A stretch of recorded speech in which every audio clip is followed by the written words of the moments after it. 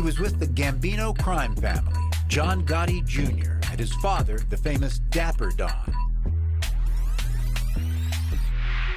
Sentenced to 10 years, he was released in 2013. As part of his deal, he testified against other mobsters. Yeah, we were introduced to each other through some mutual friends, and he introduced me another time with John Gotti Jr. It's about business, it's about money is the bottom line, really. Dan says, Lewis, did you know Greg Ryder? I did. I did know Greg Ryder. In fact, I could tell everybody a story about Greg. Well, Greg, who is Greg in relation to Mark Ryder? That's his son. Okay. Greg lived in Merrick, and tough kid. He was good friends with my brother Scott.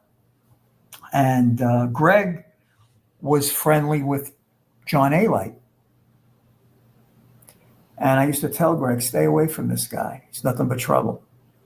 So one day, I'm living in Lido Beach, and Greg comes to me. And I would always talk to him. And he wanted to borrow some money from me. And it was sizable. So I says, is it for you or is it for Alite? So he says to me, it's for Alite. It was $100,000. I says, Greg, you don't need the $100,000, right? Because I know your brother, Michael. I know your mom, Dolores. I know your sister. There's no way you need that kind of money. So he says, no, Alite sent me to you to go borrow it. I said, okay. Tell Alite on Wednesday, not you, tell Alite that you told me and that I have no problem. Tell him to meet me at the Ravenite Wednesday night. He says, Lewis, are you serious? Are you crazy? No, I'm not being crazy. I don't want to turn you down, but it's not for you. I would never turn you down. You told me it's for Alite. Wednesday came. Like you saw Alite, I saw Alite. So Alite was looking to rob me. But Greg wouldn't do it, couldn't do it to me.